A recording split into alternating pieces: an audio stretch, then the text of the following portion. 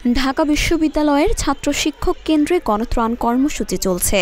যদিও এখানে আজ শুধু নগদ অর্থ আর ওষুধ সামগ্রী গ্রহণ করা হচ্ছে, আর জিমনেশিয়াম মাঠে জমা নেওয়া হচ্ছে অন্য সকল ধরনের ত্রাণ সামগ্রী।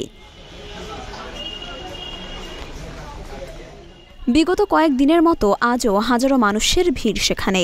দুপুরের দিকে টিএসসির গেট দিয়ে প্রবেশ করল ছোট্ট এক শিশু।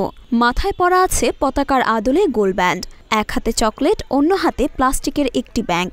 দেখেই বোঝা গেল এই শিশুটি প্লাস্টিকের এই ব্যাংক নিয়ে কেন এদিকে এগিয়ে এসেছে। তবুও দেখার অপেক্ষা সে আসলে কি করে। সঙ্গে আছেন তার মা। মায়ের সঙ্গেই সে এগিয়ে গেল টিএসসিতে নগদ অর্থ জমা নেওয়ার বুথের দিকে। শেষ পর্যন্ত সে তার জমানো টাকার প্লাস্টিকের ব্যাংকটি বুথে জমা দিয়ে দিল। ধন্যবাদ এবং করতালির মাধ্যমে শিশুটিকে অভিবাদন জানালো বুথের সদস্য সহ উপস্থিত সবাই। ছোট্ট এই শিশুটি প্লাস্টিকের ব্যাংক সেখানে জমা দিয়ে ফিরে আসার সময় শুধু একবার পেছনে ফিরে দেখে নিল তার প্রিয় ব্যাংকটিকে, যে প্লাস্টিকের ব্যাংকে এতদিন ধরে সে টাকা জমিয়েছিল। ভিড় ঠেলে মায়ের সঙ্গে বেরিয়ে আসার পর কথা হয় এই ছোট্ট শিশুটির সঙ্গে।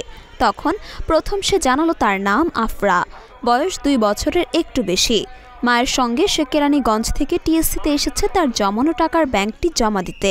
কি নাম তোমার? তুমি এখানে কি দিয়েছো? ব্যাংক দিছো? তুমি কোথায় গিয়ে আসছো তুমি? সে জানতো না বন্যা কি, সেখানে বন্যায় ক্ষতিগ্রস্ত মানুষের আর্তনাদ কেমন। তবে মানুষ ছোট্ট হলেও তার মায়ের কাছে সে সব গল্প শুনেছে।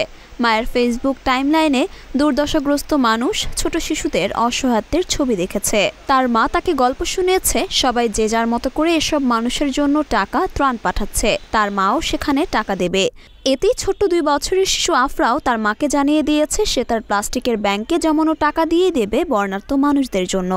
এছাড়া গতকাল টিভিতে সে নিজেও দেখেছে ছোট্ট ছোট্ট শিশু এখানে এসে তাদের ব্যাংকগুলো জমা দিয়ে যাচ্ছে দুর্ভোগে থাকা মানুষদের জন্য।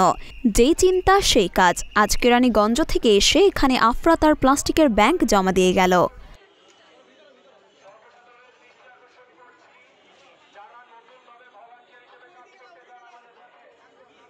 মরিয়ম মিম, ঢাকা পোস্ট।